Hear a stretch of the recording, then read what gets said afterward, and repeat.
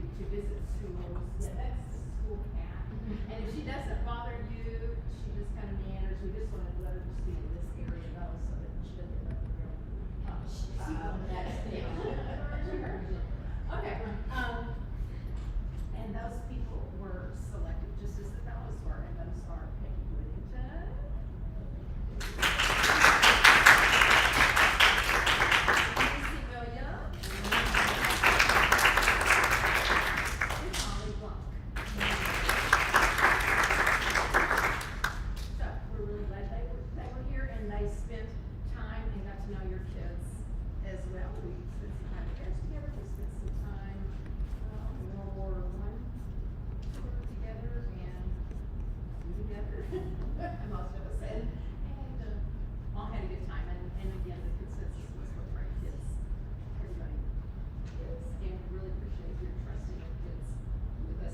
Your patience during these times, and also your willingness to spend your money that you were going to have to buy the pass to use for the taxis, and that just made life much easier.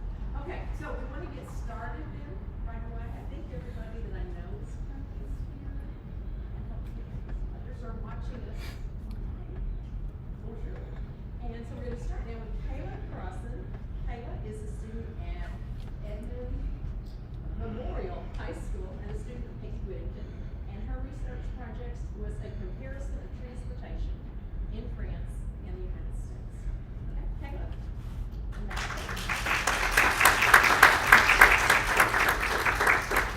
Yeah, would you stand up? Okay. Can everyone hear okay? We don't need a microphone. She's not going to talk. She shows the video. No. Do we need this here? No. Okay. So for my project, I put together a video.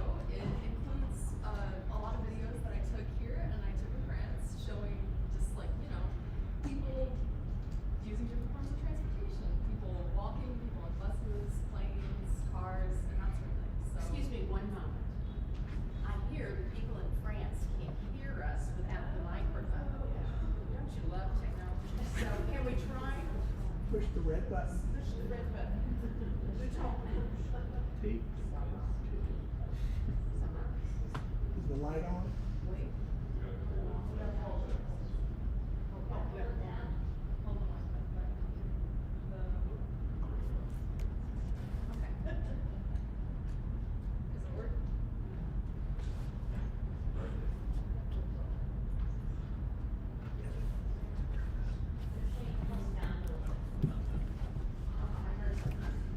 Is it working? Okay, here we go.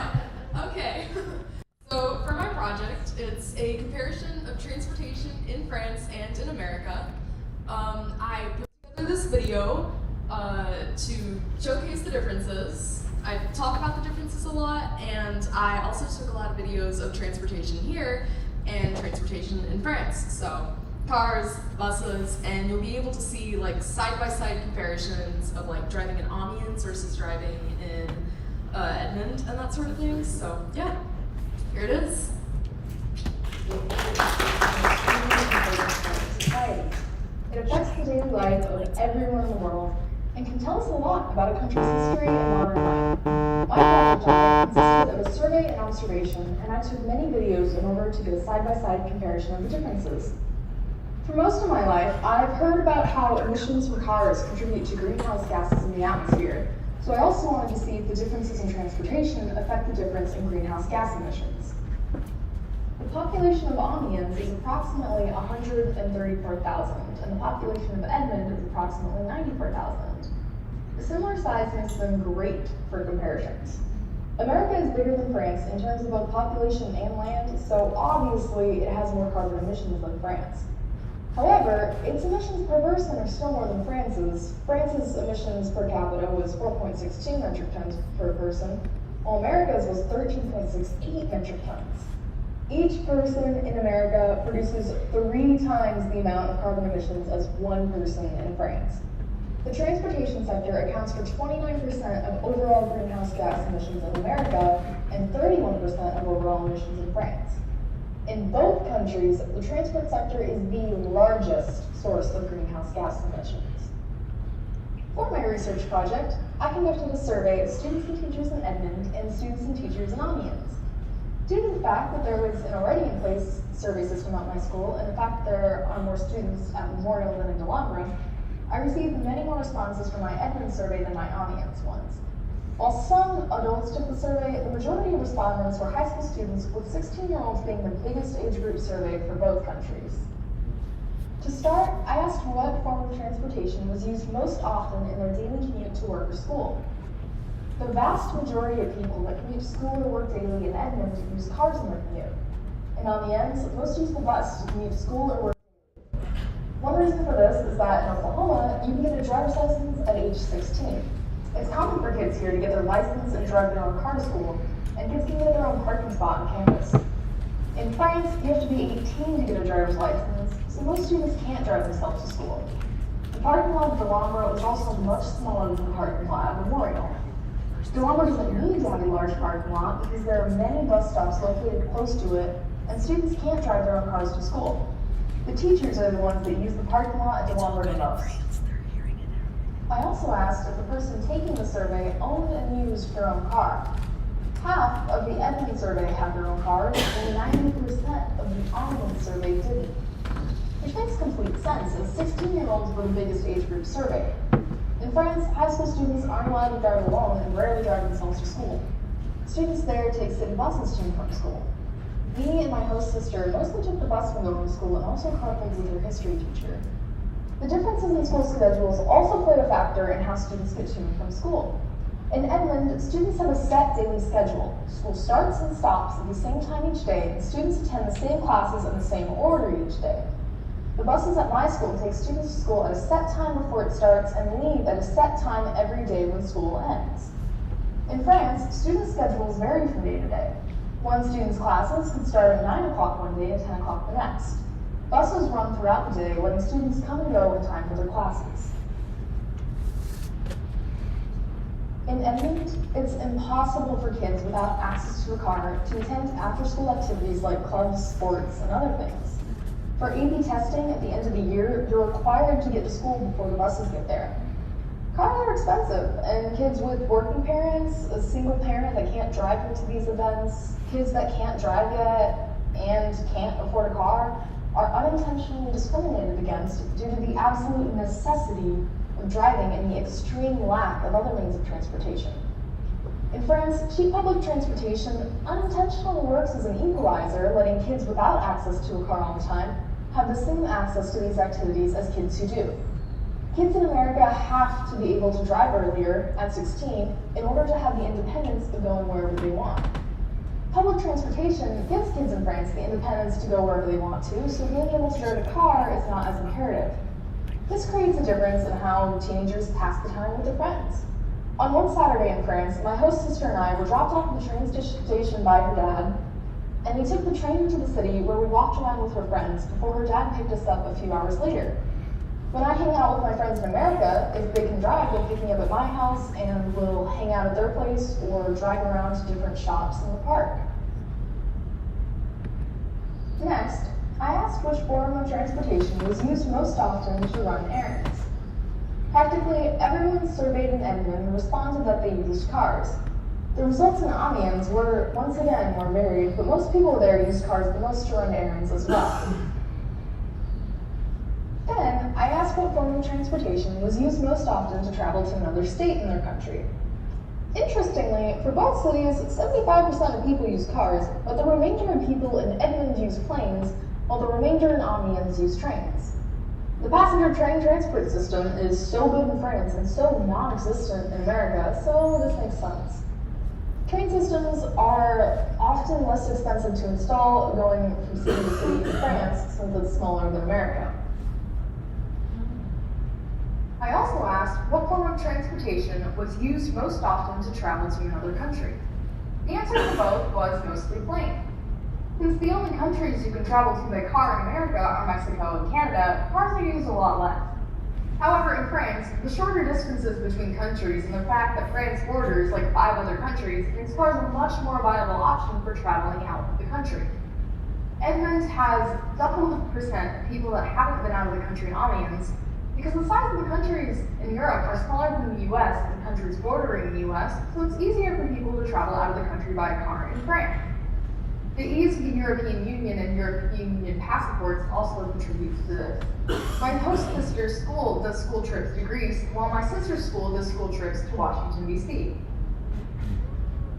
I then asked respondents which forms of transportation they used in the past month. Bus for Amiens was nearly 100%, while it was only 35% in Edmond. More people in Amiens had walked or used the bus than cars in the past month. Roughly the same amount of people in both cities had used planes in the past month. I also asked which forms of transportation they used in the last 5 years. 100% of those in Amiens had used both cars and buses, while 100% in Edmonds had used cars and only 80% had used buses. While some people in Edmonds use motorcycles, it seemed to me like more people in Amiens used them. Then, I asked how many cars the respondents' immediate family owned and used. The average number of cars for families in Edmonds was 3, and the average amount in France was 2. Contributing factors for this are the necessity of cars in Edmonds versus the availability of other means of transport in France, and how in some families in Edmonds, when a teenager gets their driver's license at 16, will buy a car. Then, when asked how many of those cars were electric or hybrid, the vast majority answered none. Electric cars may be better for the atmosphere than gas, but they are still more expensive than regular gas cars, and charging stations for them are not widespread. Most people are reliant on gas cars. I then asked, on a scale from 1 to 10, how satisfied they were with the public transportation their school/county/state provided. People in Amiens were much more satisfied than people in Edmonds. Apart from the singular person in Amiens that answered 1, they're right to be. When me and the other fellows went on our full day and half-day trips, we could get almost everywhere with public buses and trains. I then asked people what infrastructure improvements they'd like to see provided. And in the end, the chief complaint was that trains and buses were often late or canceled. Me, my host sister, and the other fellows had a lot of late buses and trains. Some also wanted more bike paths. In Edmonds, a lot of people wanted better sidewalks, roads, and bus systems. One person said that they wanted trains in the USA like in Europe. A person from Japan said that they'd like to see new buses with seatbelts and better suspension, and that school buses in Japan were much better, because the suspension is so bad on the buses that they ride to school in Edmonds that their stomach gets upset because the bus is shaking so much. As someone who rides the Edmonds school buses every day, I was surprised by how much my camera was shaking when riding the buses in Edmonds versus how smooth and easy it was to film on the buses in Amiens. America is extremely car dependent. It's not common for bus systems to be found in smaller towns. Edmond has a free bus system called CityLink, however not a lot of people use it and it only covers a small portion of our town. I only heard it existed freshman year, since my mother and I were looking for alternate methods of transportation for me to get home. However, I wasn't able to use the CityLink buses to get home since their range didn't extend to my neighborhood. Big cities like New York will have bus systems and metro systems. There are also private bus companies like Greyhound, which operate across the country and take passengers from one city to another.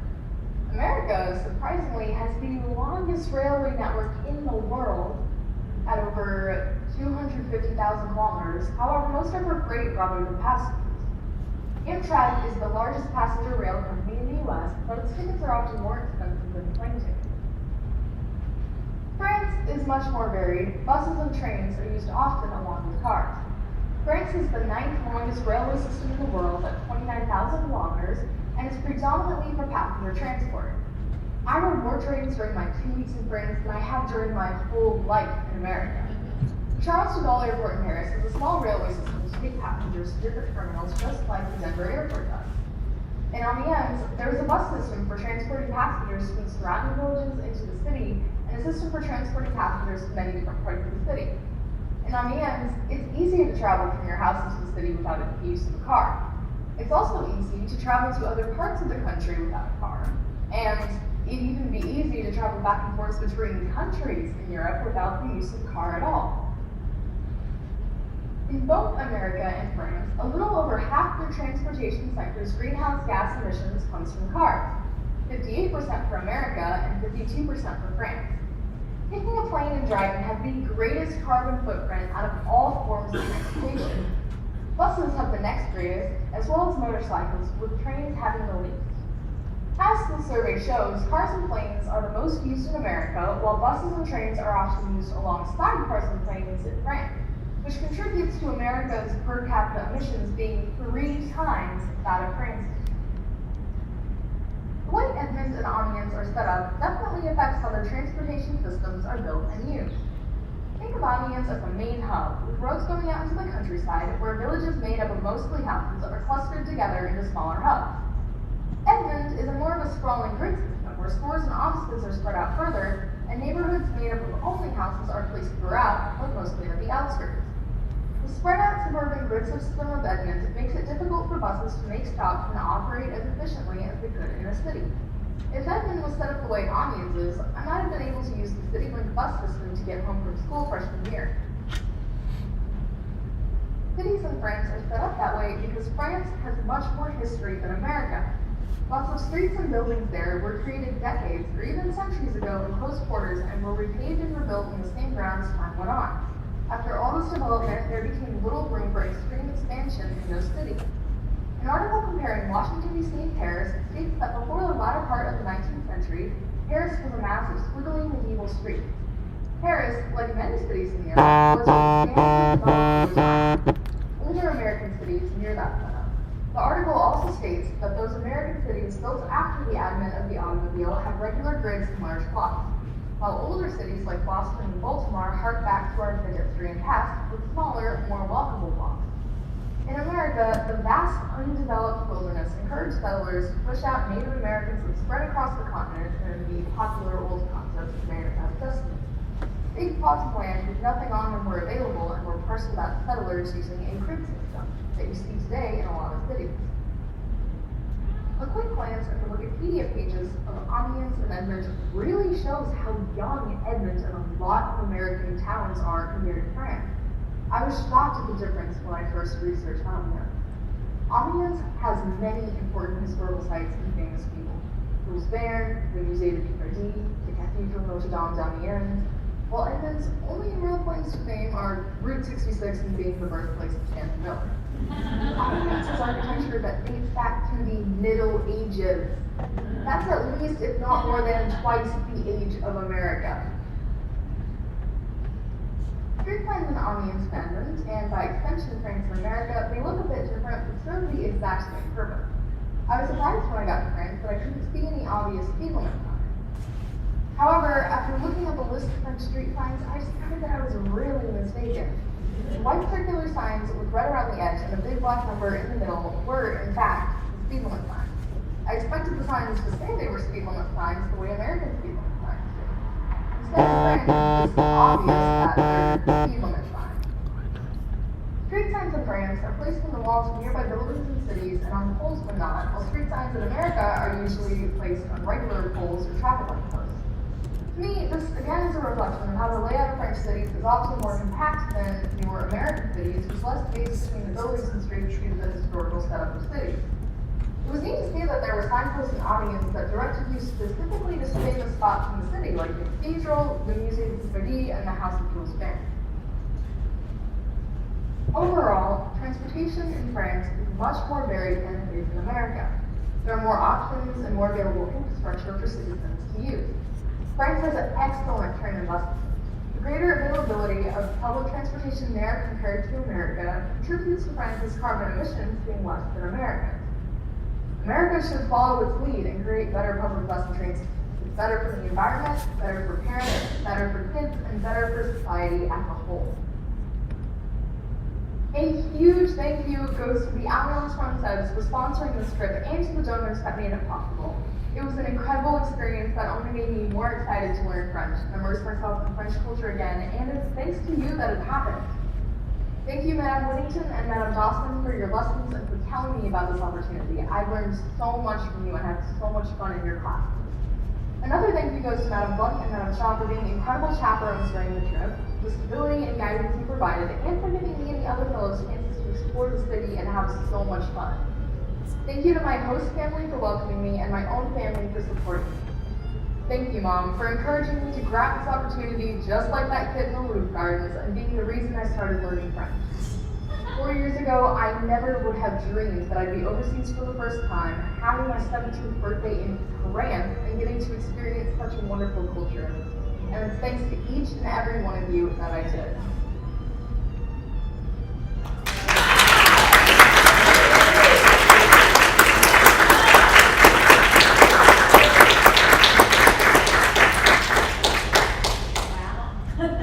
Wow. I've been involved with this for a while. In all the years, we've only had 2 students, you being number 2, who have done a presentation in this format, and it was fabulous. So, thank you so much. I think they can't hear me because I'm so hard. Does this work?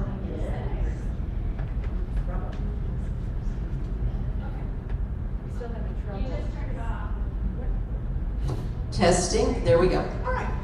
So thank you. And at the end, we're going to have all the fellows stand and ask questions because I have one question for you already. All right, next is Kelly Dory. Did I say that correctly? Okay. And Kelly rode a lot of trains when we were in France. She would run to the train and try not to miss the train, to sprint to the train. She also did a lot of walking. Everybody did a lot of walking, but Kelly's topic, theater education in the United States versus France, there wasn't a lot of theater education in the school that was our host. This year, because of COVID, we were at 2 different schools. So Holly Blunt also helped. She wore 2 hats as the faculty and also helped at DeLongre as well. So Kelly was at Luzarche, and some days we would travel to another school, which you're going to talk about, that offered theater classes as well. Kelly is a student of Joanna Gibson in Stillwater High School and a senior. And I forgot, let's see, Kayla, you're a junior, correct? Great, so we will have Kayla hopefully participating in La Jeunesse in the fall. And Kayla, when you come up, Kelly is a senior, I'm sorry, and you can tell us about your plans for next year as well. Thank you.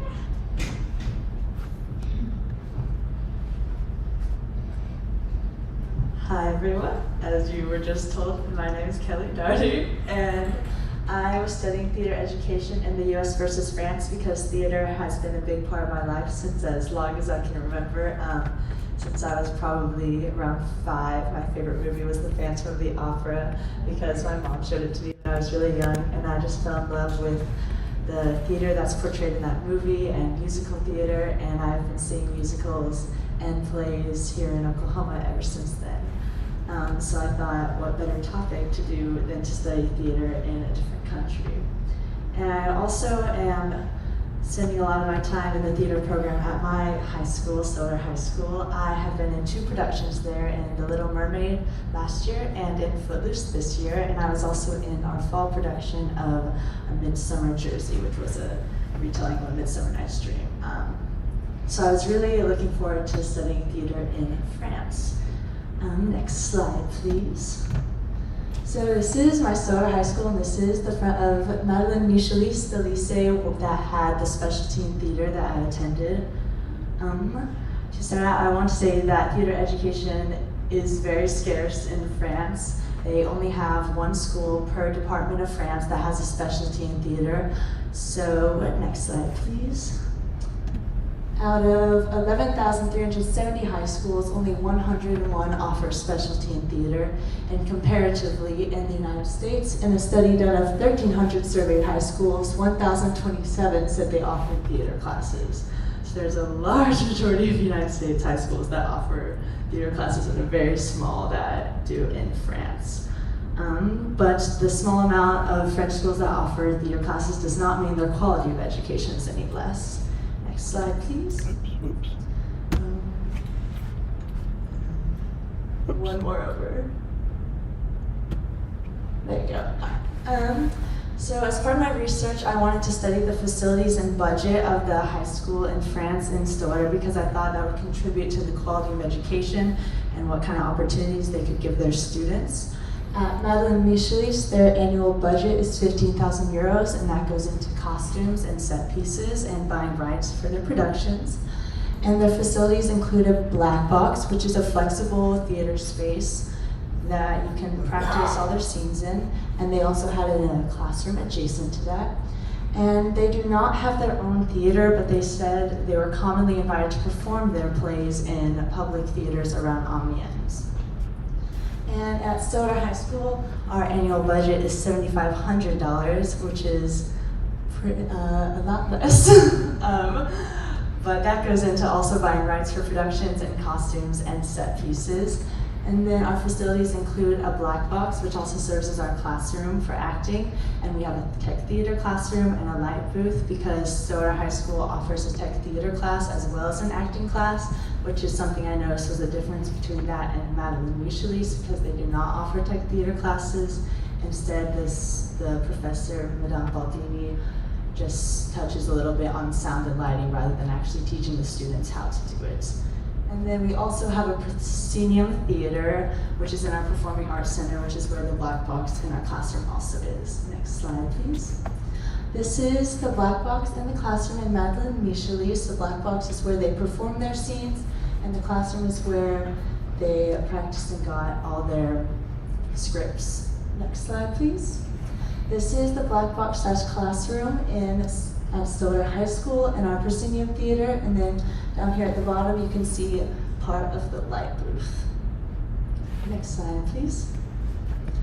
For the curriculum, at Madeleine Michelis, memorization is a big part of their curriculum because it is hard to act if you do not know your lines.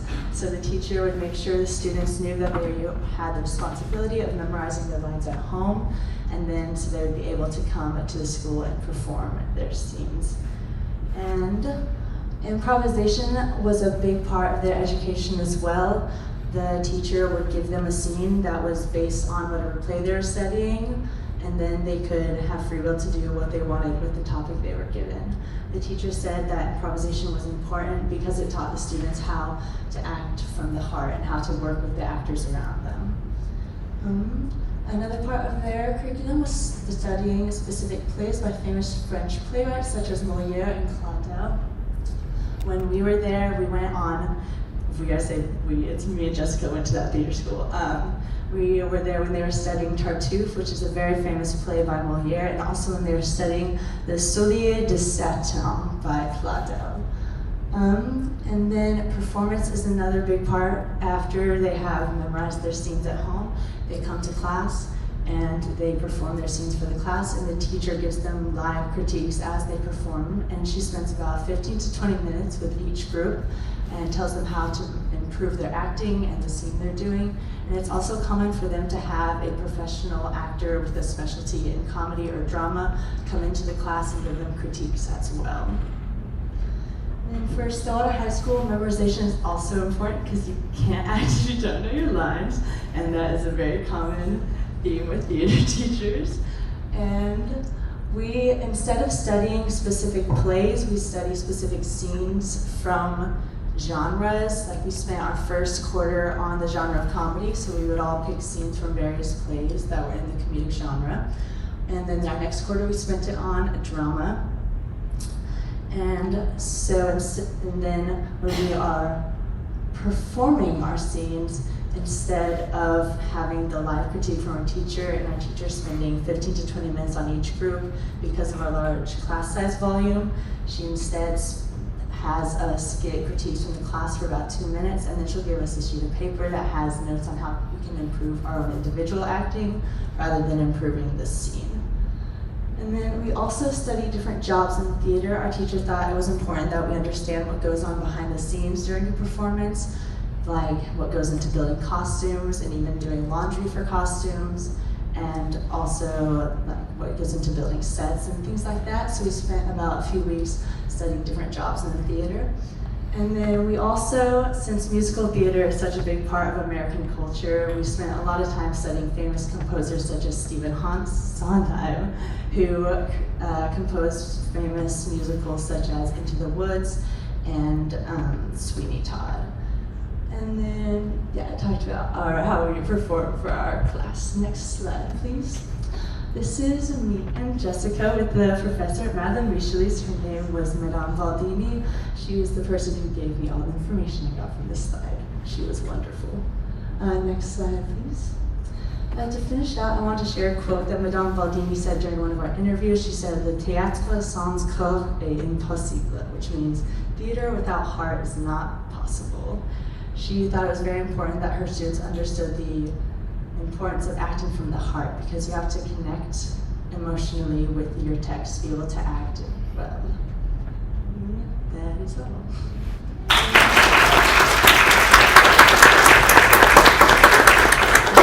Madame just said she wanted me to share what I'm doing next year as well. So I'll be attending the University of Arkansas, and I'm going to be majoring in biology because I want to attend med school afterwards. And I see I sent a whole questions, but I do want you to tell one story. So the name of the school you attended was? Madeleine Michelis. And tell them what we learned standing. Well, we learned that Madeleine Michelis used to be a theater professor at the school, and she was part of the resistance in France, and then one of her students sold her out to the Nazis, and she was taken to Paris and killed. So they named the school after her. And she was removed from the class. Yeah. From the class. Her students started singing. What a story while we were standing there. Thank you.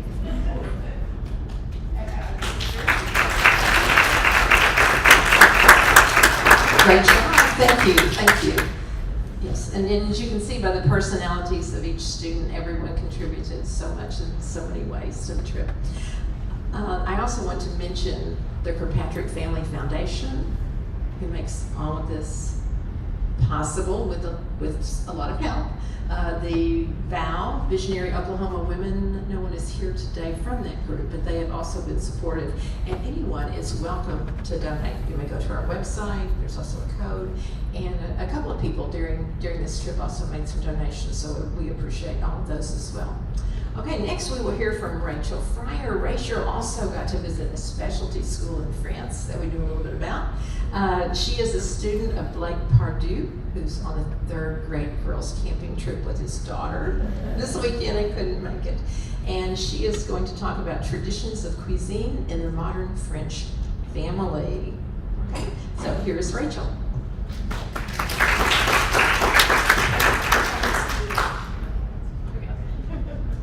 Hello, my name is Rachel Fryer, and this is my project on traditions of cuisine in France. And it's a comparison between traditions not only in the French family, but also in the workforce, which you will go on to hear about. So, the time has finally come, and I stand before you all today, a soon-to-be high school graduate, an American fellow, and a person longing for purpose in life. High school is a time to engage in unique experiences that teach us about ourselves. I'm going to talk about an amazing experience that I had recently. Slide, please. As a few of you know, in March of this year, I had the opportunity to be an exchange student and conduct research for 2 weeks in France. I went on scholarship as a part of the Alliance Française program, and as a part of my scholarship, I did research on French culture. And I thought, I'm in France. What better thing could there be to study than French food? It's easy enough. Although the trip proved to be more stressful than I had pictured, my research brought me to thoughtful conclusions on a question I aimed to research. My trip proved to me language is a tool that ties us together as humans, and as we uncover that language, we can find universalities with people who are strangers but now are friends. And what I hope you can get out of this talk is an appreciation for different cultures, and to also see how much you can get out of taking French for all 4 years in high school.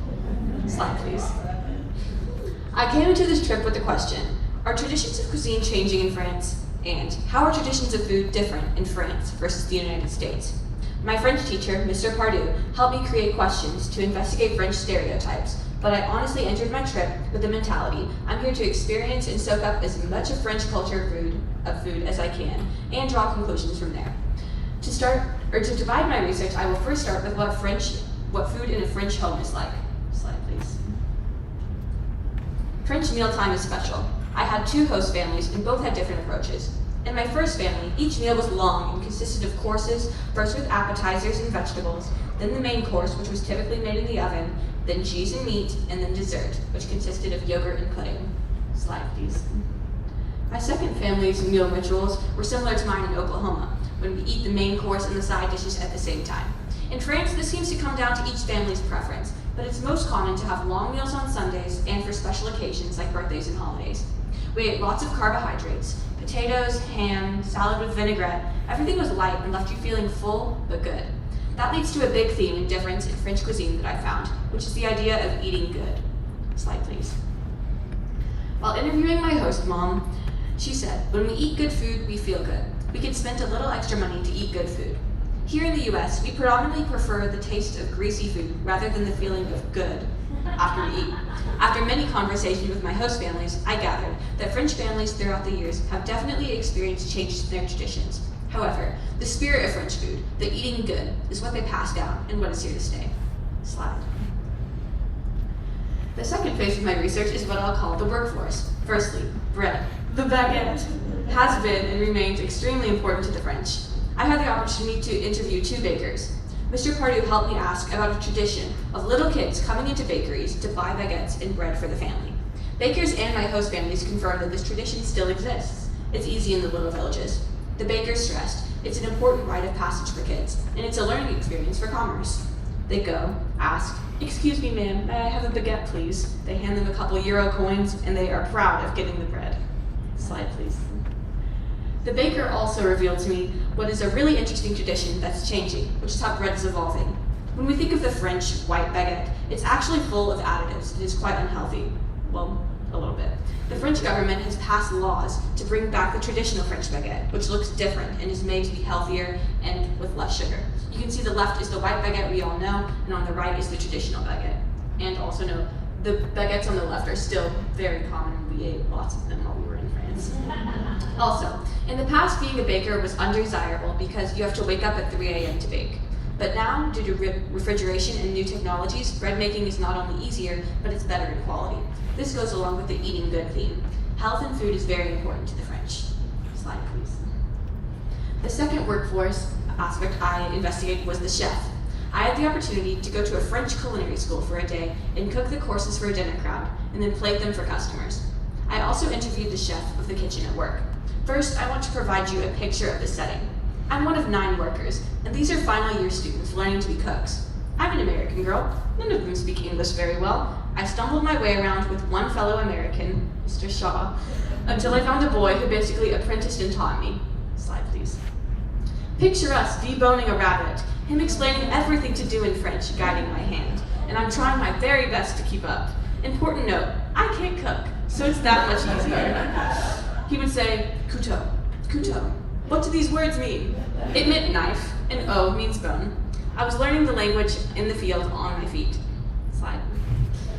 Now, the chef was a tall, broad-shouldered, gray-haired Frenchman with poor eyesight, so that his glasses made his eyes appear bigger. He wore the white chef hat. It got exciting in the kitchen when the food wasn't being prepared quickly enough. He just started shouting in French, and the students scrambled. However, he was very kind to me, and even let me have a full serving of the tiramisu and ice cream made from scratch. When I interviewed him, I asked what the difference was between a cook and a chef.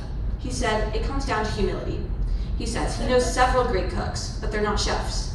Chefs have to know how to do everything. And for the 8 students I was with, he says not all of them will go on to be great. Their final exam is 4 hours. They must make 3 courses consisting of an appetizer, main course, and dessert, all while directing first-year cooks. But what he said about humility most supports the spirit of French food. He said traditions of food are always changing due to immigration, demographic changes, and evolving tastes. But what remains is the desire to sit and enjoy meals together, and to do it with a purpose. Slide, please. To conclude, the baker, chef, and my family all agree. Day-to-day customs with food are always changing, but some traditions will always stay, although their forms may change. And from what I've gathered, the spirit of French food, eating good, remaining humble, and preserving traditions are the key components constituting French cuisine and what makes it so outstanding. And sometimes changes in traditions are for the best. Slide, please. This trip circles back to my own curiosity for languages. It comes down to humility, which is connected to empathy. Having experienced both sides of a student foreign exchange, I can say that when you first meet a foreign exchange student, they're at a power disadvantage. It's hard to communicate, and culture shock is a real thing. But when you talk to someone in their native language, you live in their shoes, and you see their real personalities. Being able to connect with people on the most real level allowed for connections I could have never had if I wouldn't have studied French. It was amazing. My empathy and understanding for others now transcends languages. Thank you.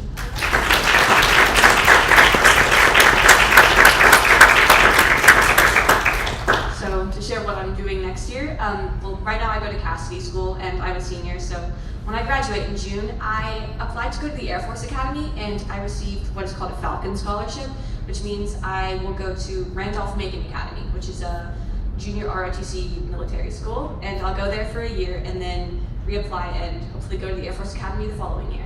So those are my plans.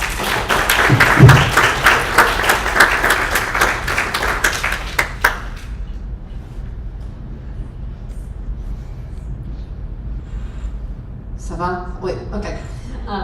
Yes, and Mark and I and some of the other faculty members there from the Académie d'Amiens were able to enjoy the wonderful dinner that they had prepared.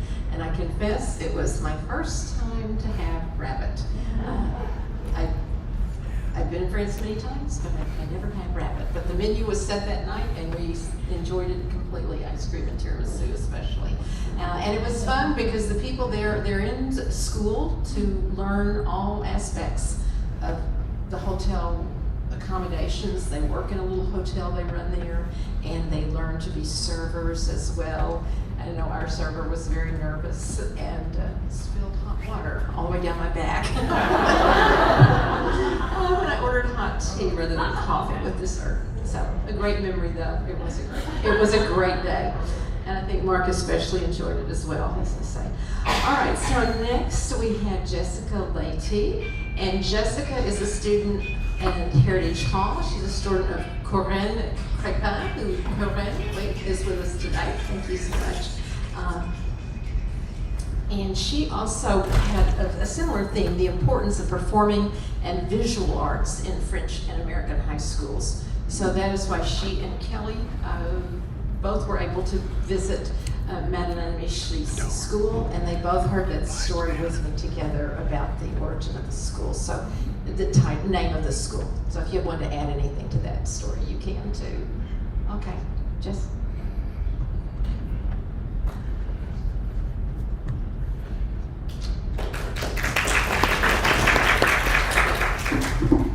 Okay, so I decided to, sorry, I just dropped my papers. I decided to do a little bit of research on the topic of visual and performing arts as compared to French high schools and American high schools, because that's something I'm very involved in here in Oklahoma, and I was really curious to see how it would translate in a different country. Next slide, please. So I created a slideshow with several photos to discuss the varying aspects in France and America. And the next slide, please. So I would like to start about talking about the course offerings in France and America. Perhaps the most notable difference in the arts is that in both nations, there's a different type of focus placed on the arts. In this picture, you'll see flyers for the extracurricular music classes offered in France. These were hanging in my high school that I went to. Through my research, I concluded that in France, art is not necessarily considered essential in education, but it is encouraged as an option for an extracurricular activity. So in the school that I went to, there were only 2 arts classes offered, 1 film class and 1 music class. And luckily I was able to attend both. But again, there is advertisement for these classes, but they're not usually inside of the schools. Okay, next slide, please. And then just as concluding for that section, in the United States, the focus on art is typically heavier. Students are usually required to take a certain number of arts classes to graduate. At Heritage Hall, the school that I attend, there are over 10 arts courses offered with several levels so that students can advance as they move on. Okay, next slide, please. So next, I would like to take a look at the equipment and spaces available for art classes in both America and France. I was not able to visit any visual arts classes other than that film class that we took. But I had several opportunities to observe performing arts classes. Next slide, please. So in this first picture, you can see a studio room. My first host sister was an avid musician who played tuba and cello. I was able to accompany her to several music lessons and performances, all which took place after school at a separate conservatory. The room is a typical space for a private lesson. In the picture on the right, you can see a clothing rack. This was at the school that Kelly and I visited. So these students had access to clothing racks like this and separate trunks with costumes, so they had the same resources that we do here in America in their classes. But again, most of these were either outside of school or in a school that specializes in that field. Okay, and the next slide, please. And then in the first photo on the next slide, sorry, you can see the chorus room and the dance room at Heritage Hall, the school that I attend. There's mirrors, there's a dance floor, there's places for folders, boards that you can write on with music staffs. And basically, these are available for students in those classes. And then in this photo on the right, you can see me in front of our theater at school. That's called the Howard Theater. And all the students involved in dance, chorus, drama, and I'm forgetting one. Dance, chorus, drama, and one other class are able to perform, and they have their showcases in this room. Okay, next slide, please. Okay, and next I'm going to be talking about performance comparisons. So in France, I spent some time compiling photos to compare performances in the United States and France. So in this first photo, you can see my host sister with her tuba, and in the second one, she's with her cello. These are her in lessons after school, again at the conservatory, because she doesn't have those lessons in her school. So I concluded that performance opportunities appear to be the same in France as in America, but participation in those performances is more of an outside of school commitment. If you go to the next slide, you can see these are two separate concerts that I had the opportunity of visiting, and they're kind of set up in the same way as concerts are here in America. And then if you go to the next slide, please. So in the following photos, you'll see some examples of performances that I've been involved in at school here. That first one was our fall musical Honk, and then the second one is our winter musical Titanic. So these both took place at my school in the Howard Theater, and we had access to costumes, lighting, and all the things that go behind stage on a production. And then if you go to the next slide, please. These are more performances. This is our rock band at school. There's, from behind the stage, some pictures of our chorus group. And then the next slide again. Here's our dance team and another high school level performance that I went to visit. Basically, all of these are high school level performances, but they occur in school instead of outside of school. And I think that's the main difference that I noticed. Okay, next slide, please. Okay, I want to also talk about community involvement. There seems to be a dedication by the French community, and especially in Amiens, to art. While the arts classes aren't offered in high school to the same extent as in the United States, the opportunities to view art in the community are extensive. And if you would go to the next slide, please, and the next. So in the first picture, you can see the Comédie de Picardie, which is where the fellows and I went to go watch the play Capital Risk. And then in the second picture, you can see the conservatory where my first host sister played the cello and tuba. And a lot of the students at the school that I was at, Luzarches, went and took the bus after school to go to the conservatory to either have their private lessons or their performances. And if you go to the next slide, please. And then the first picture is the opera building in Paris that we saw during our day trip there. And the second picture is the Musée de Picardie. It's just a museum at the center of Amiens that displays paintings, sculptures, archaeological finds, and other things like that. So one of the things that I concluded was that regardless of the arts offerings in high schools, the city still values art and its contribution to society. And then if you go to the next slide, please, and the next. So in these photos, you can see a fellow classmate and me with our choir director. And this is the Oklahoma All-State Chorus that we participated in this year. It just serves as an opportunity outside of high school to connect with other art students, and it's also an event open to the public, so it's just another time to appreciate arts. If you go to the next slide, please. And then finally, I wanted to spend some time discussing a personal visit that Kelly and I were able to have over the course of our 2-week trip. If you'll go to the next slide. We took 2 classes at this theater school. This is, again, like she mentioned, the one school in the department in France that offers a theater specialty. So every department in France has one school that offers the specialty. So we were lucky enough to be in the same town as it. And so this is, in the middle, she already mentioned, is Madame Florence Baldini. And she was amazing. She answered all of our questions. She was super gracious. And she let us sit in with her class and just talk to her students, watch them perform scenes from their Molière play, and we got to hand out surveys, just have one-on-one chats with her and the students. And I found that really, really interesting, just connecting on a level with other art students. I think that was one of the most notable things that I observed, is that no matter where you are, art students are able to connect, and arts professors, there's just something about that again takes a lot of heart, and I think that that's something that's universal and not necessarily exclusive to the United States. And then next slide. Just thank you so much for your time. I really appreciate it. This is a topic that's really important to me, and I loved the opportunity to go somewhere that speaks a language that I also love learning. It was just a combination of two of my favorite things. So thank you so much for your time.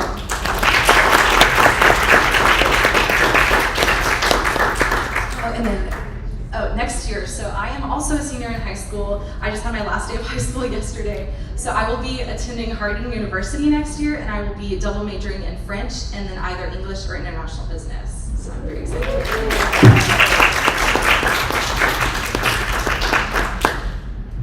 Merci. Okay, thank you, Jessica. All right, next we have Will Morris. Will is a junior this year, so again, we hope that you'll be participating maybe in La Jeunesse. I know Will has a lot of activities going on. Edmond Memorial High School is his school, and Peggy Whittington, say hello, is his teacher. And again, none of this is possible without French teachers. So again, a big thank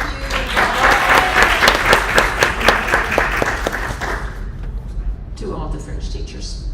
Last week was Teacher Appreciation Week, and we do appreciate our French teachers all the time. But today it's about Will. And we appreciated Will. Will had a hard life. He had to be with all these wonderful ladies the whole time. But he had me to give him a hard time every once in a while too. Agree. I gave you a hard time sometimes. Sometimes. Okay, so here's Will. We were very thankful to have him on the trip. Well, hello everyone. I'm Will Morris. I'm a junior at Edmond Memorial High School. I'm a student of Madam Whittington, objectively the best French teacher in the Oklahoma area.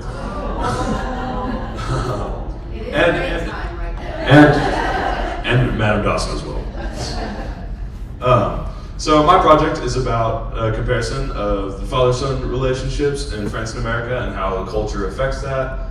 And it was really interesting to be able to see some of the similarities. It's hard with a topic as broad as father and son relationships. You get a lot of diversity in there. So like even in the city of Amiens, you get a bunch of different families and family dynamics. But at the heart of it lies mostly all the same core values. And that was what was good to see, was see the same core values.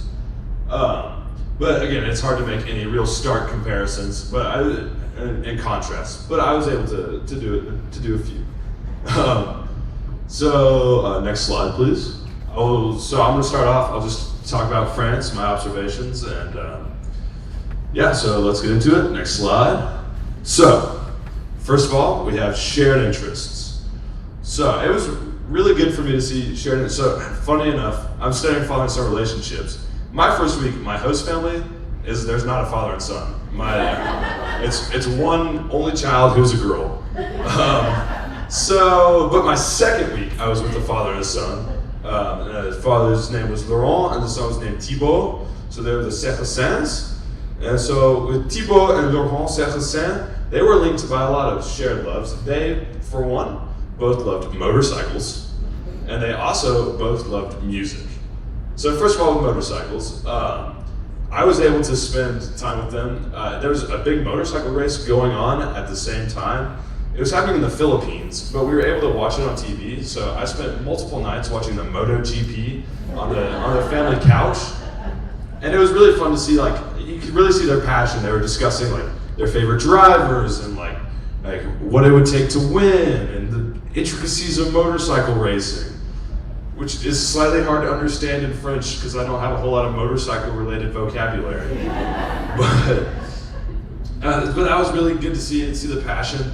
And also, they had 4 motorcycles. So I was able to spend time in their garage and see the love and the care that they both poured into their 4 motorcycles they owned, and just how it really brought them together. On my first day staying with them, they even took me around the countryside in the sidecar of a motorcycle, which being a larger individual was a little difficult to fit, but it was a really good experience driving around the French countryside and going to a battlefield memorial. And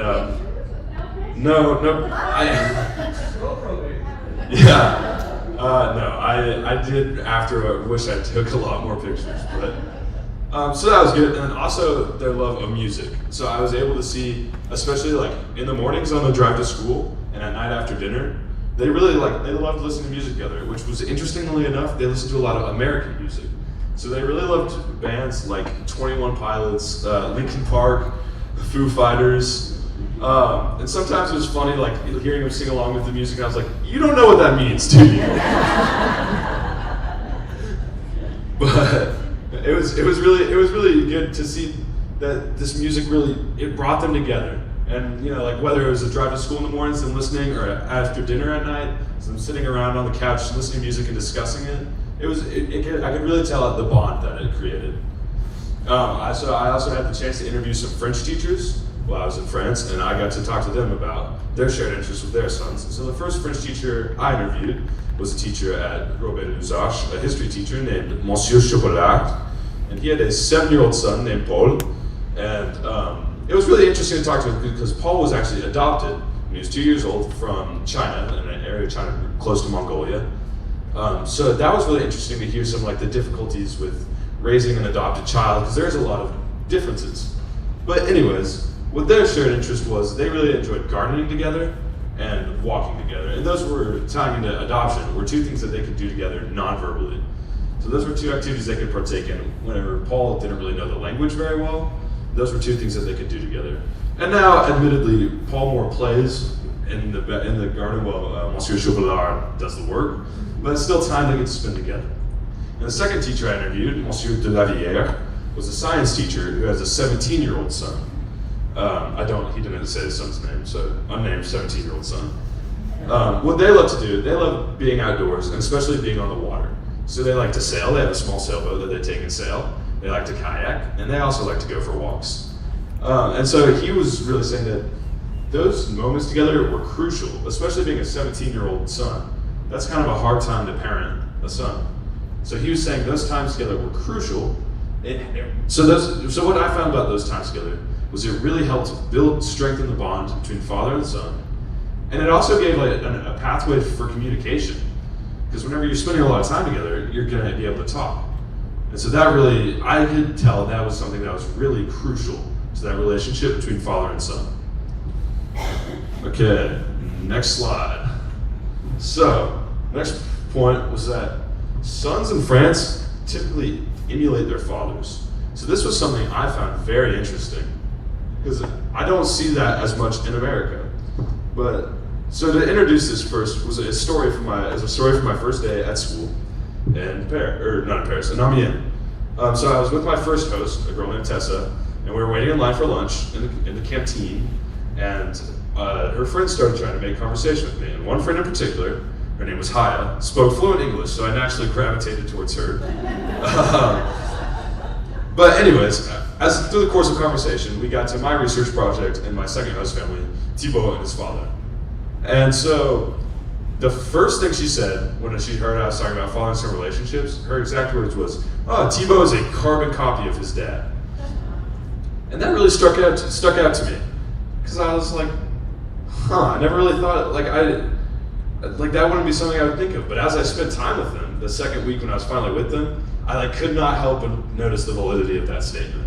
They had a lot of the same mannerisms. They made the same jokes. They had the same laugh, the same interest. It was really interesting to see that. Also, I sent out handed out a survey, and one of the questions I asked in the survey was, if you become a father, do you wish to become a father like your own? And I received an overwhelming amount of yeses. I don't really know what I was expecting, but I was not expecting that many yeses. Almost every survey I handed out, the son said, yes, I want to be a father like my own father. And again, that was really interesting to me. I was expecting the relationship between father and son to be a little bit more fragmented. All right, next slide, please. Okay, so now there's time spent together. to understand the time spent together, you need to have a baseline understanding of the French culture. The French are a very family-oriented people. They have very strong beliefs about spending a lot of time together. I know for me, with my host families, every night I spent an hour, if not more, around the dinner table talking. They really value dinner time and time around the dinner table. So I spent a lot of time around the dinner table just talking through our days, talking about like pop culture, talking about America, talking about everything. And so that's a time where families are really brought together. Another thing that was really good for time together was a daily drive to school. As Kayla mentioned, the public transportation in Amiens is really advanced and a lot better in America. But still, a lot of people in Amiens opt to live in surrounding villages and not in the city because it's cheaper and quieter. So, because they're farther away, it creates a need. The public transportation won't get them there. They have to drive. So with Thibaut and his dad, it was about a 25-minute drive to school every day. And so Laurent, Thibaut's dad, would take him the 25 minutes, and I just got to sit in the back seat and observe and listen.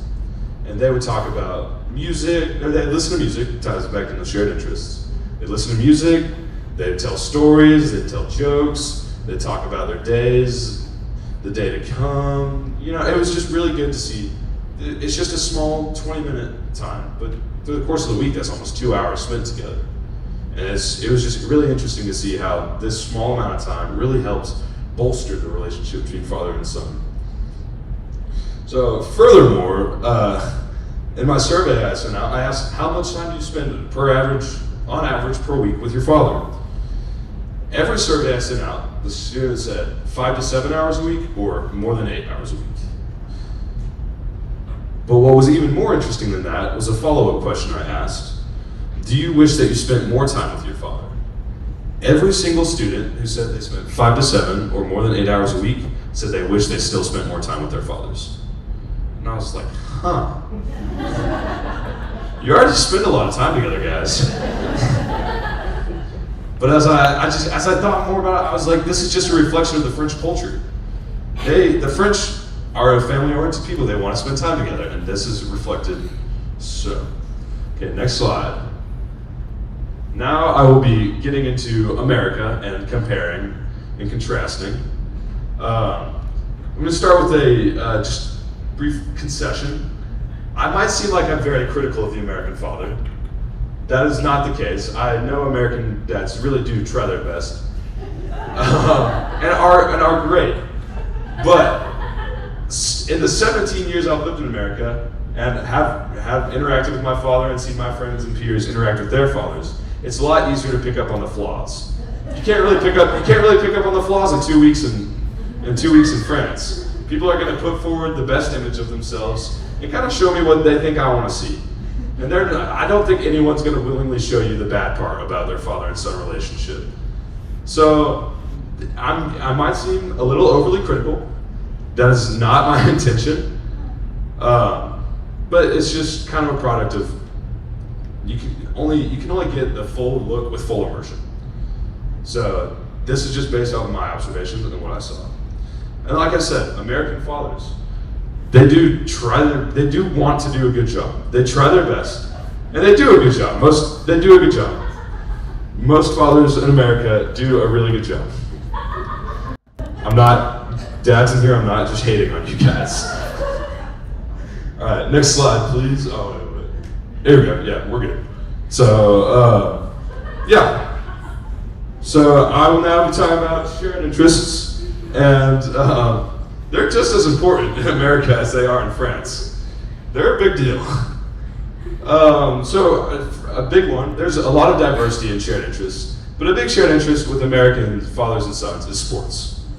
So I'm an athlete, I play 3 sports. So sports are a big way I relate with my dad. My dad played high school football, I play high school football. We spend a lot of time watching football together and talking about football.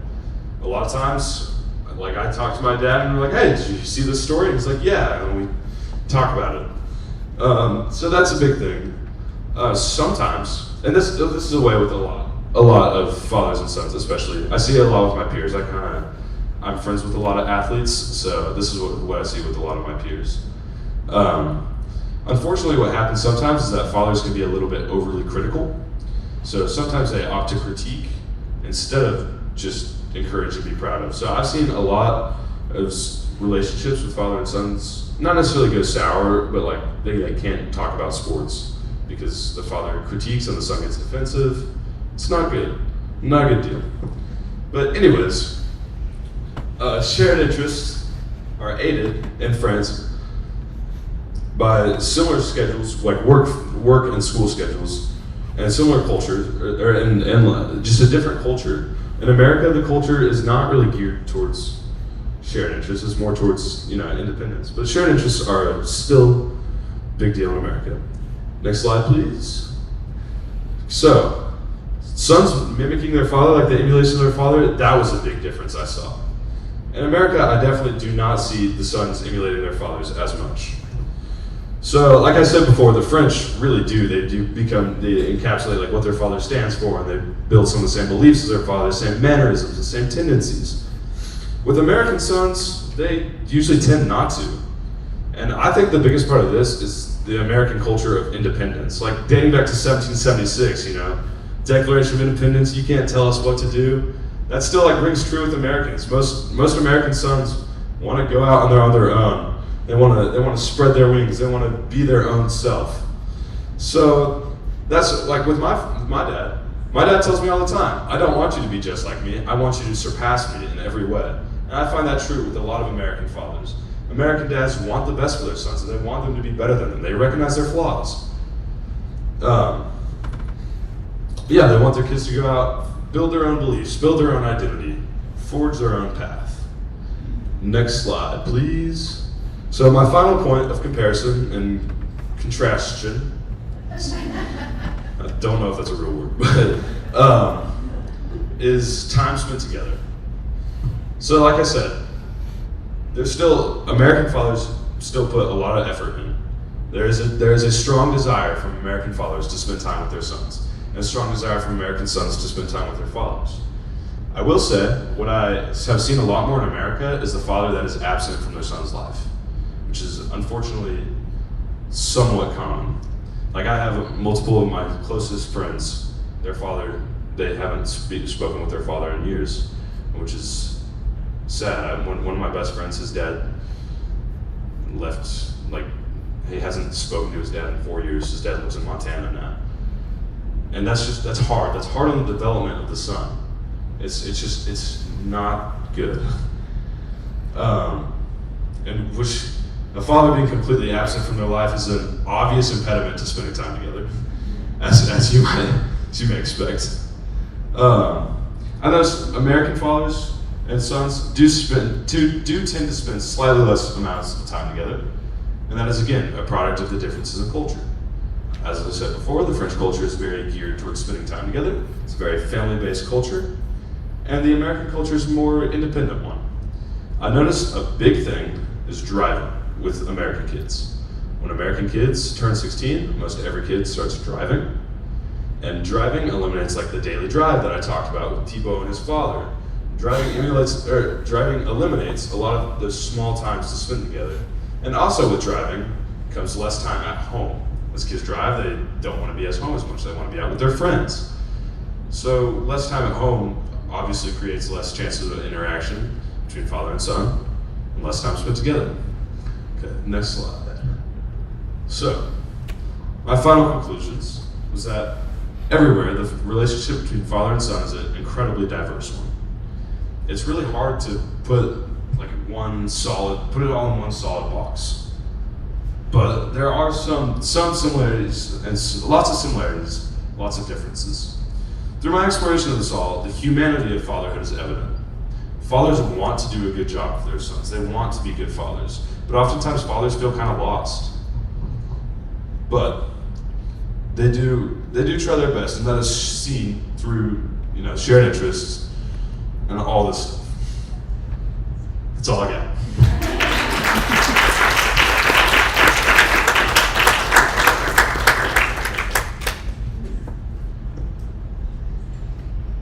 Thank you, Will. Will always kept us amused during the trip. And he's a really good guy, and so now be a great father. There we go. my mother is right here in the front row joining us today. You can ask her anything you want to know about me later. All right, so this year we, Allie Williams is one of our fellows who was chosen to be a fellow in 21 when we did not travel. So she had done a virtual presentation last year. Let's see, Allie, and there was one more, I believe. No, you were the only one. That's okay. That's what stands out to me, but I want to make sure I didn't overlook someone.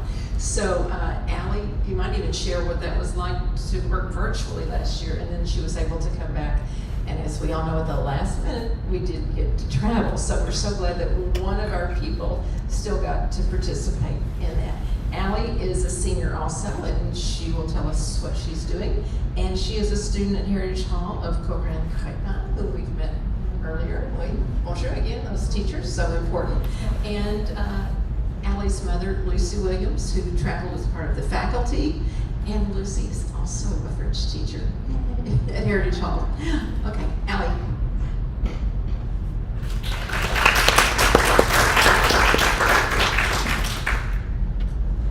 Bonjour tout le monde.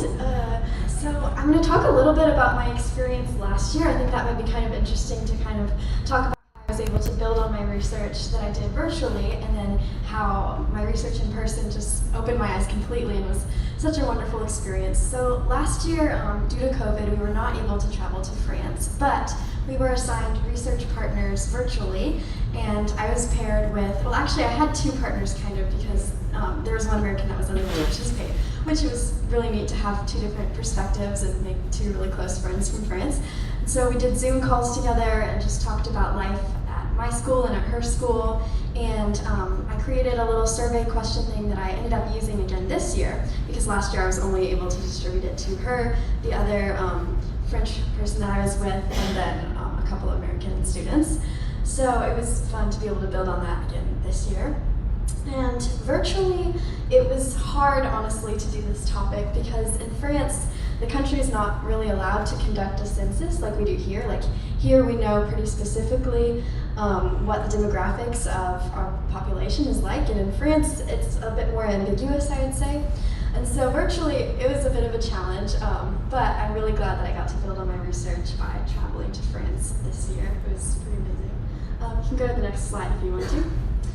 So first I'll just talk about like my first impressions getting to Lycée de l'Ombre. So these are just some of the people I met there, and then some of the American fellows are in the pictures too. Yay, Lycée de l'Ombre.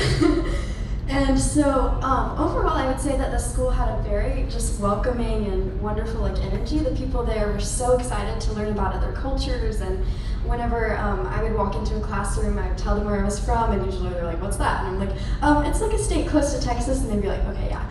And so usually I'd pull out my phone and show them on the map where I was from, and then some of the people who were not like originally born in France would do the same, which was so cool for me to see how many like people at that school were not originally born in France. There were people from the Middle East and other countries in Europe, and a lot of people from Northern Africa, which it was so neat just to like see people and the excitement in their faces when they would like point to where they were from on the map and tell stories about their lives. So that was pretty awesome. The people, as you can see, were just so friendly, and it was honestly like so wonderful. You can go to the next slide. Okay, so I was able to attend a class called Française langue secondaire, and so this is a class designed specifically for students who are learning French as a second language while being at a high school in France. So on top of the challenges of being in high school and all of the coursework, these people are speaking French as their second language, which they were just some of the most brilliant and wonderful people I'd ever met. Like, I ended up spending the whole day with them because a lot of them, they had the same schedule, so like after this class I just followed them the rest of the day and kind of became friends with them, and I'm still in touch with a bunch of them, which is awesome.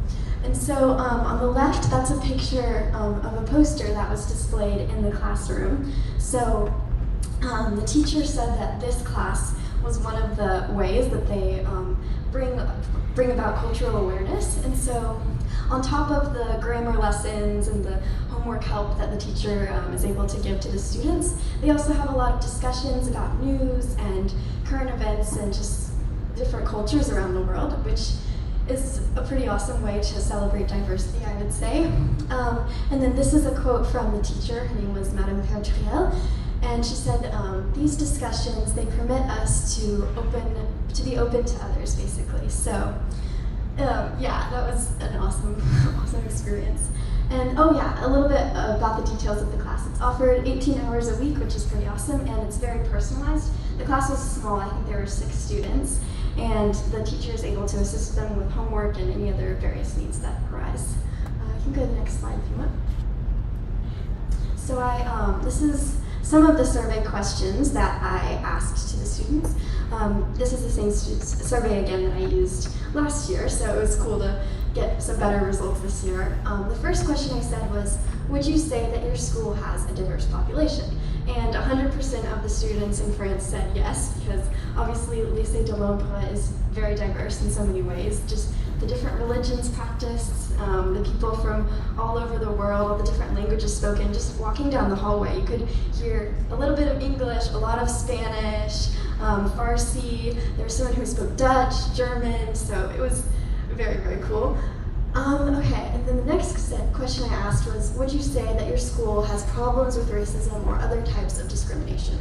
So the majority of people I asked said no, which is encouraging, but then again, maybe it just depends on the person and what they've experienced like within their own lives. But 25% did say yes, and one day, whenever we were waiting for a bus that, as Kayla mentioned, was canceled, so we were waiting for maybe like an hour, I would say, and so we were just standing on the sidewalk and talking, and we actually had a pretty deep conversation just about like racism and biases that people have, and so it was interesting to hear some of their perspectives.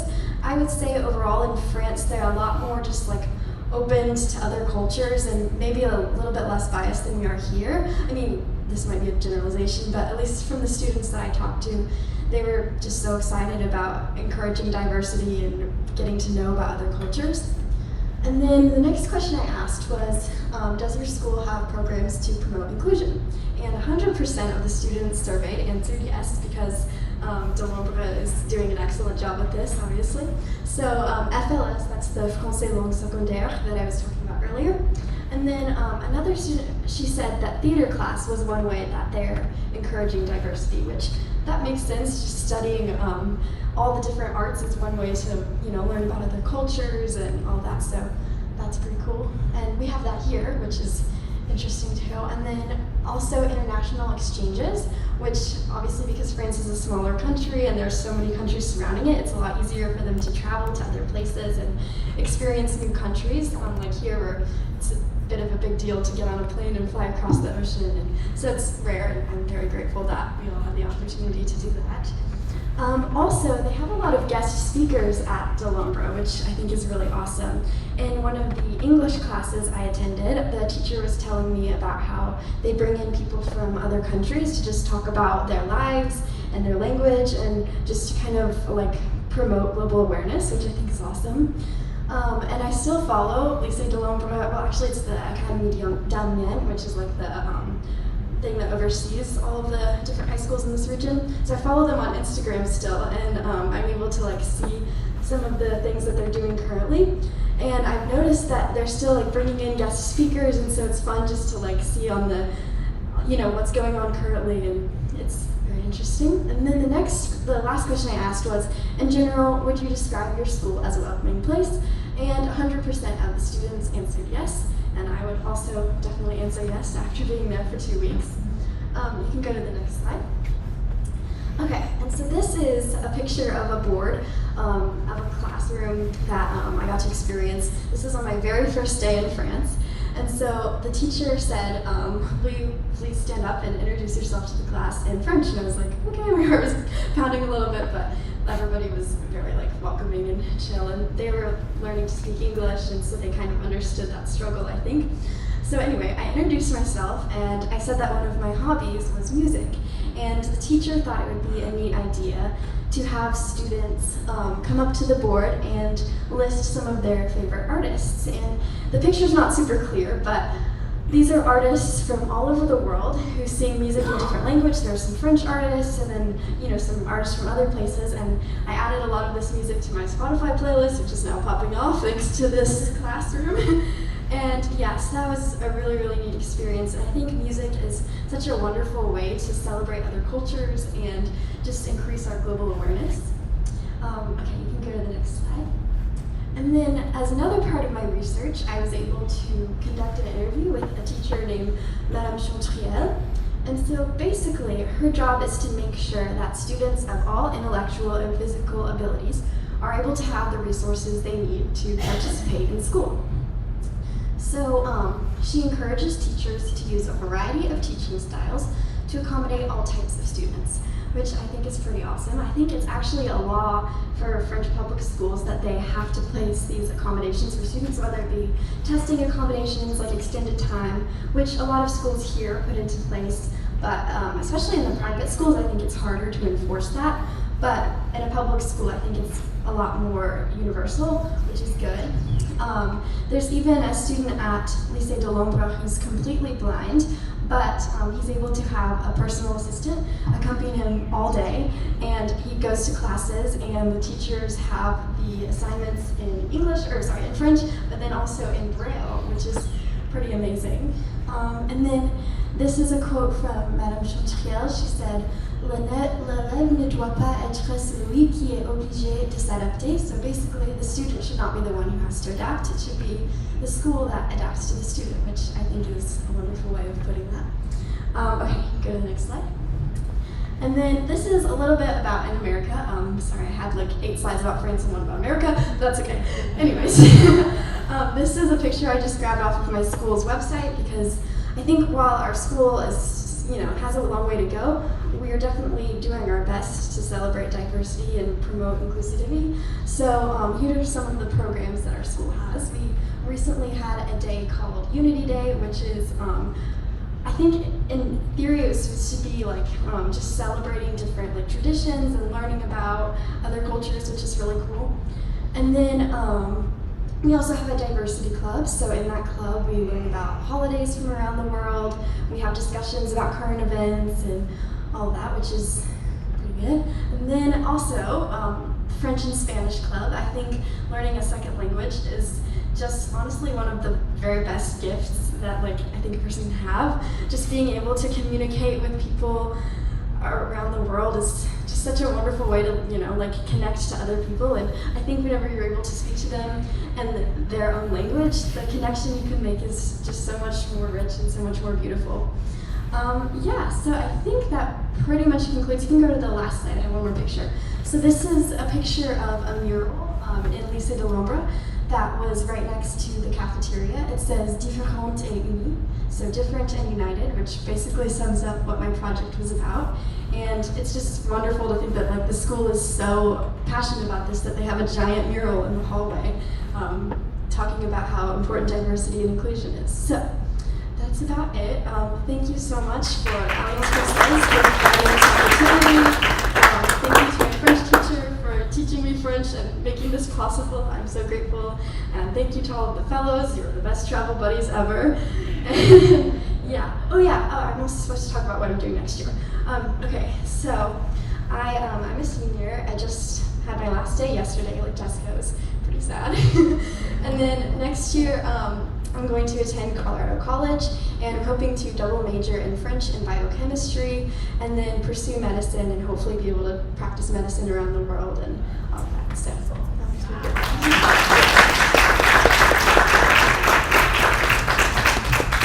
As you can see, a very impressive group of kiddos. And at that time, I said, well, maybe would it be easier if we just did this virtually this year instead of trying together because of COVID and such, and teenage schedules, in senior in May.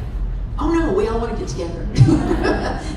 They just wanted to all get together again. So that was great. So, okay, we'll try to find a date, and they were very agreeable, and that rarely happens also. So it was wonderful. Okay, in just a minute, I'm going to have all of you line up, and we'll take a few questions from the audience then, okay? As you come up, I have the certificates. A few people were not able to join us for some activities, so I'll just call you up one at a time and we'll save our applause till everybody's up here. Okay, Allie Williams. So here's your certificate and also from the state. From the House of when the House of Representatives recognized the Fellows Program. Okay. Also Rachel Fryer. There we go. And Allie, if you come back up, and Rachel, if you'll stay up, and that way we're going to do our Q&A. Okay. And also not able to join us was Kayla Crossan. And at that event, I'd like to mention the Thompsons. The Thompsons usually are so gracious and have us at their home. This year we were at the History Center, but the Thompsons were wonderful hosts for that event, and they are out of town at a college graduation for a grandchild, so they could not be here today. Okay, so I've got, okay. And also not able to attend was our faculty member, Lucy Williams. Lucy, if you come on down. And then Will, Jessica, yeah, if you all will come on up, and then we'll do some questions and answers. Let's give them all a big round of applause. And if Monsieur, our trusted photographer, can you get a picture up and down, please? Thank you. Okay. All right, so the first question I'm going to ask, did you notice, were the buses, were they electric buses, or what type of fuel did they use in France? I did not notice. They honestly seemed more electric. They were a lot quieter than the buses that we have in Oklahoma. So I would assume yes, but that would have been something to look into as well. Will, I think you. Yeah, I was told that the buses were all electric in France. That's what I thought, so that's. Another important difference, that their buses are all electric. Okay, so anybody have some questions? Yes, sir. So y'all were there when the war in Ukraine was going on. What was that like? Did you talk with your families about it, and just what was the impact of that being there at that time? Will's volunteering here. My host families hate Russia. Both of them. That was the biggest thing. Was they were speaking very unfavorably about Russia. The father of my first host family, Paul. One night he spent like 20 minutes cussing out Vladimir Putin. I think if we had gone like a few weeks before, they would have been a lot more worried about the possibility of the war spreading to other parts of Europe. By the time we were there, that fear had calmed down a little bit. That was a big fear my parents had actually before we were going, was the war in Ukraine, the invasion of Ukraine. So. Right, suddenly that kind of trumped COVID. Yeah. Thanks. Anybody else want to? So my host family didn't really have a whole lot to say about it because, I mean, they weren't really that family that like turned on the news every night. But it was really interesting because at Delambra there is, well, it's Delambra Montagne, so it's like two schools, and Montagne is basically like a trade school. So they have a program where they teach kids to drive like big trucks and like learn how to like forklift pallets and stuff. So actually for like, I think like 2 weeks, the 2 weeks before we came, they were accepting donations at the school for Ukraine, and then they had students like lift the donations onto the trucks, and actually students accompanying the trucks like to go to Ukraine to give them the donations, which is really neat. Okay. Anyone else questions? I'm carrying this microphone, not trying to be Phil Donahue, so the people in France can hear the questions. I just wanted to add one more thing. The high school, Luzar, while we were there, they got their first refugee student from Ukraine. I'd forgotten about that. The teachers had to stay late that day because they were kind of developing a plan as they were going to welcome students from Ukraine and how they were going to help them. Great questions. Anybody else? Monsieur? Okay.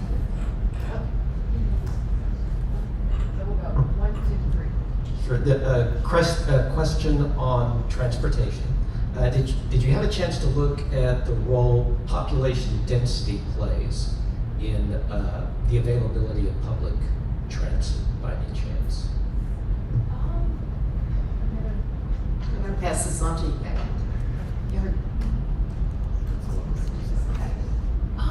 it seemed to play a little bit. Like I said, the population of like Amiens and here was like roughly the same, but Edmonton's like a lot more spread out. So yeah, that really contributes to public transportation. Like it's much easier to take a bus, like, you know, at like in Amiens they have this like bus center, this like bus hub, and then the bus stops around and bus stops in like the surrounding villages.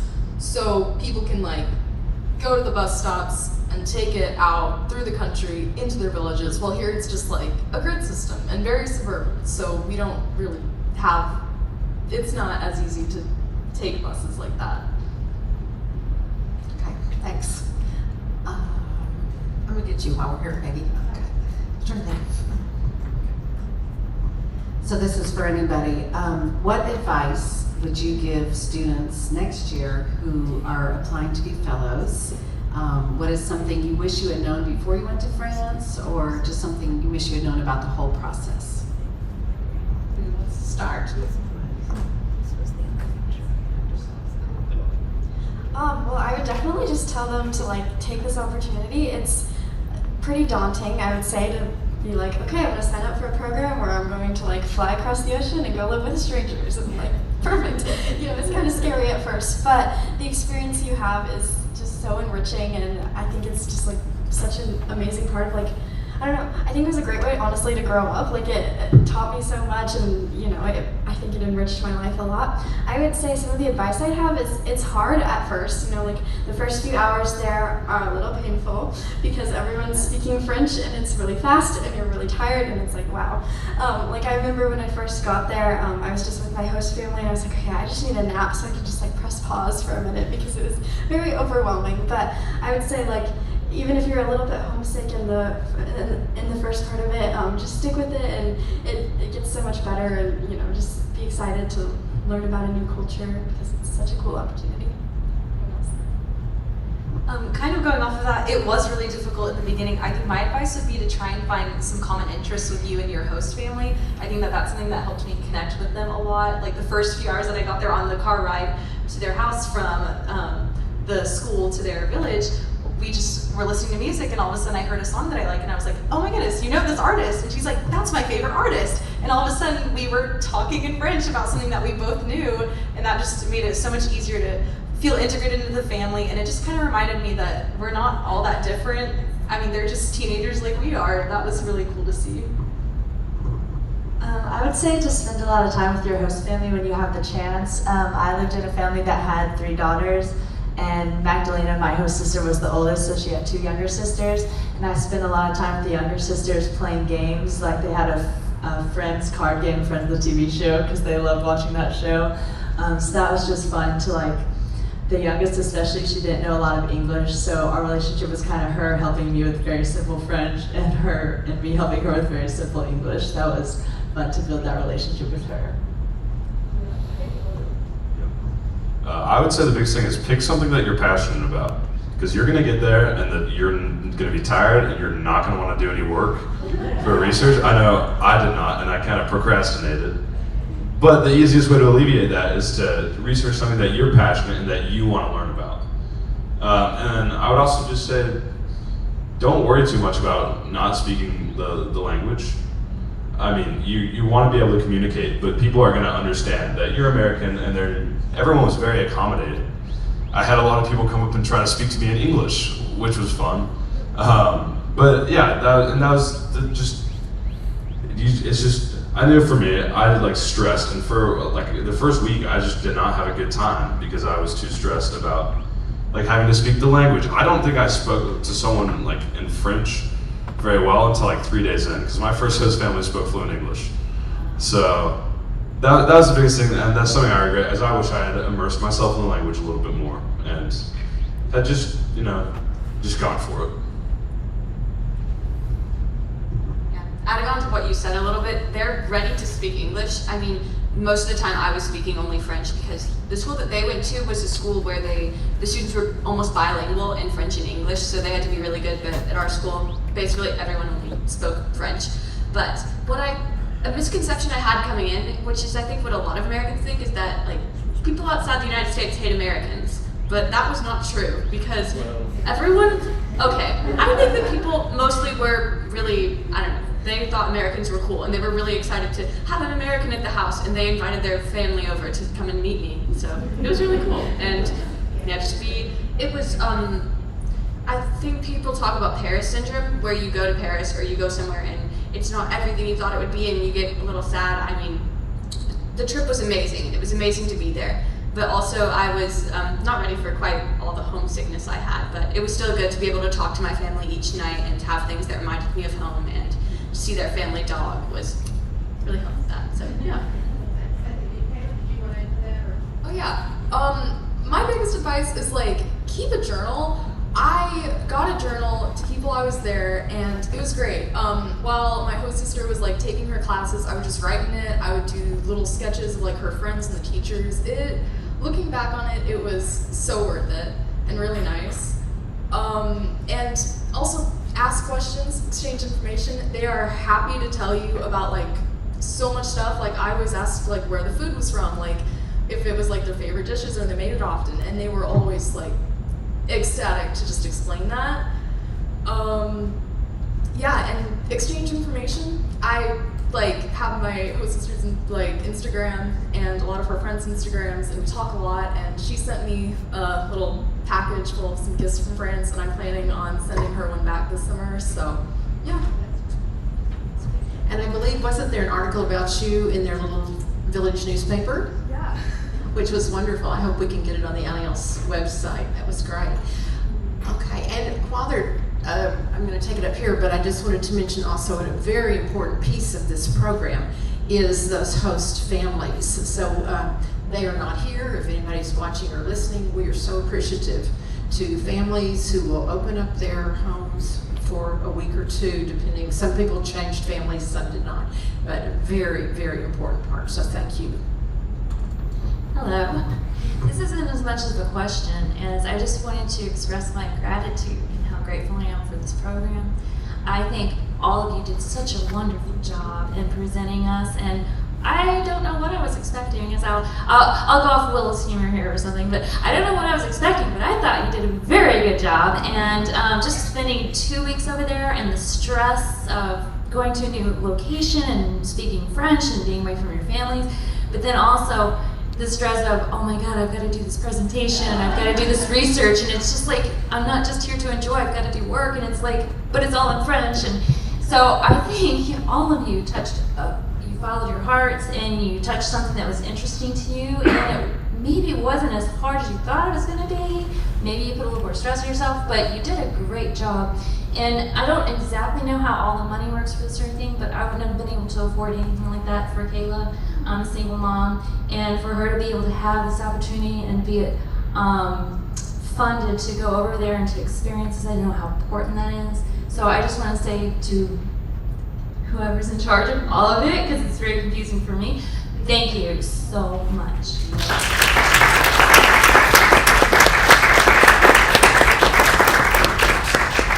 If there are no more burning questions, oh, there is one. That might be important. But I will answer a little bit more about the funding and the Alliance one last time. Quick identity question. How did your experiences there influence who you perceive yourself to be today and who you want to be in the future? Okay. Give them a minute to réfléchir. Will's going to lead us off. All right. That's not for me. So, for me, a big part of this was like, I felt, being overseas, I felt free, like, I love my parents, but I felt like free from my parents. Like, I felt free to be able to, because I've just grown up, like, kind of accepting my parents' ideals.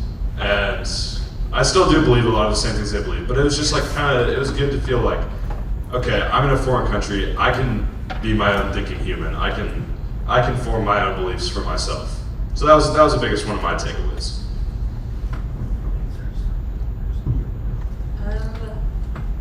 That's a really good question. That's hard. I think I would probably say one of the biggest things I learned is that I think I didn't trust myself with my French when I first went there. I think I didn't have a lot of faith that I would know it and be able to communicate well, and I was really scared. but I was just overwhelmed with how accommodating and kind the people were over there, and I think I had a very closed mindset on like my little world in Stillwater, and I kind of forgot that there were other people out there who had lives also, so getting to build relationships with those people and have them be so kind and welcoming just really brought in my view on the world and made me want to go more places and build more relationships with other people of different cultures. I think probably the biggest thing that I learned is that there's always more to learn. I went in thinking, oh, I know everything about the French school system. Oh, we've studied this for years. I had no idea what it was like. I got there, that was a huge shock. And it was just so different to see it in person than to just study it. And I think both parts of that are important. You have to study it to understand it, but also you have to be there to see it. And I think that just made me realize there is so much more to learn. And just, I want to keep learning, and I want to keep traveling and seeing all these different places and meet different people and learn different languages, and yeah, just so much to see. I think it really taught me to like be okay with like being vulnerable and like being okay with imperfection. I'm definitely like someone that's very like, you know, like everything has to be just right, and like if my French grammar isn't perfect, I should just speak English. And being over there, I kind of realized that like it's okay to like make little mistakes, and you know, people are just excited that you're speaking their language. And whenever I would hear people speaking English or a second language, I thought their accents were just like adorable, and even the little mistakes were so cute. And I was like, okay, so maybe it's all right to like, you know, try something that's a little bit out of your comfort zone, and you know, it was pretty awesome. I talked a little bit in my project about how I think language is a tool that connects us together as people, and this trip proved to me, I already knew that, well, I've studied French and I want to study other languages, but just being there, speaking all French was just the most amazing, immersive opportunity that I could have had, and it makes me want to study more languages and go live in France for an even longer period of time, so that's what I want to do. Yeah, going off what Rachel said, I learned that I really want to study abroad, preferably in France at some point. That would be incredible. And I mean, my grasp on the French language improved so much from just being there and being immersed in it. I kept like a list of vocab words and stuff, aboyer, to bark. Caresser votre chien was like one of the first phrases that I was like, I gotta know this. So that was really nice. Yeah.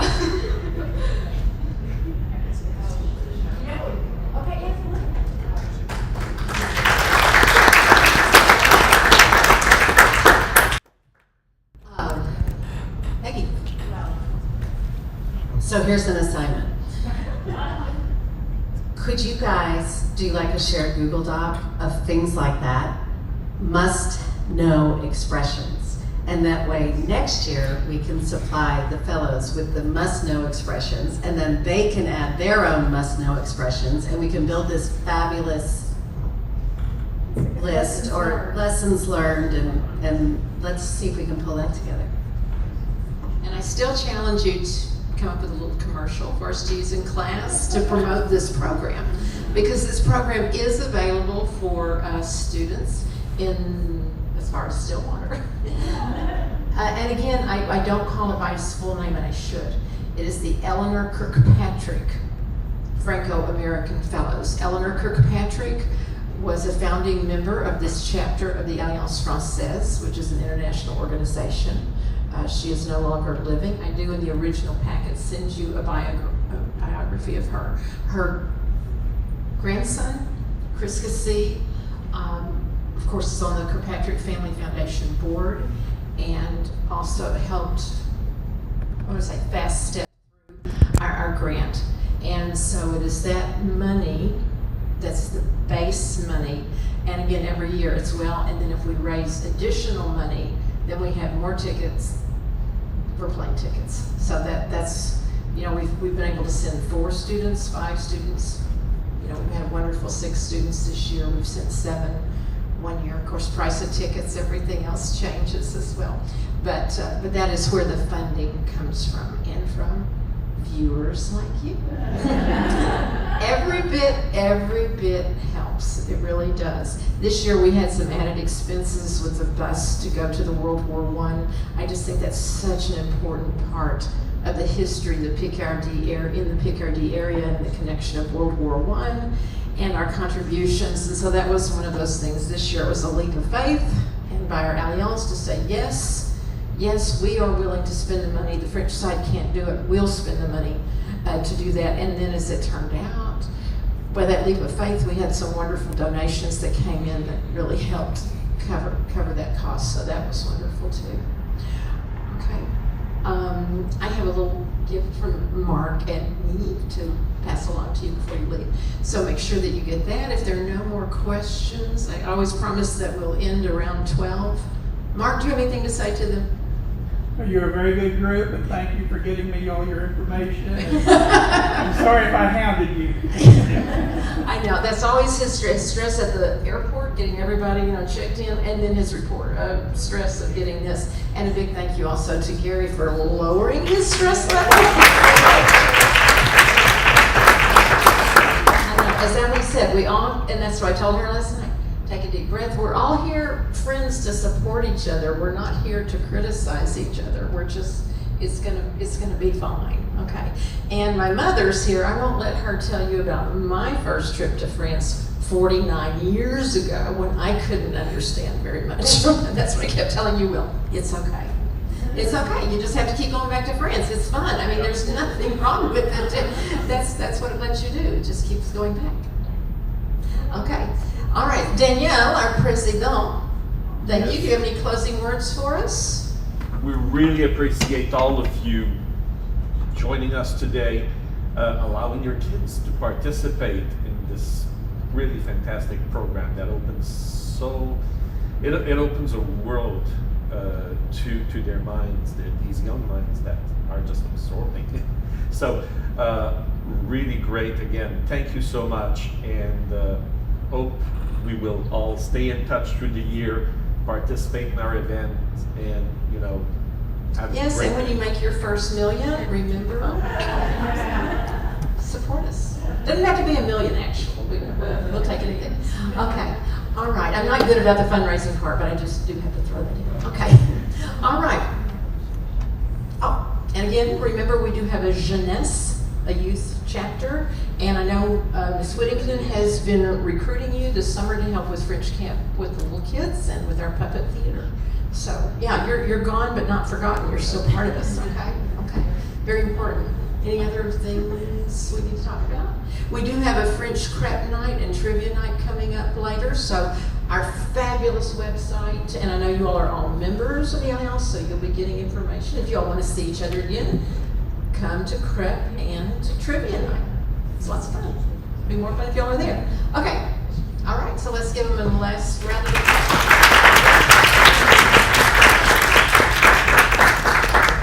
And on the count of one, we're going to count down. We're going to say au revoir to our friends in France who are watching. Okay? 3, 2, 1. Au revoir.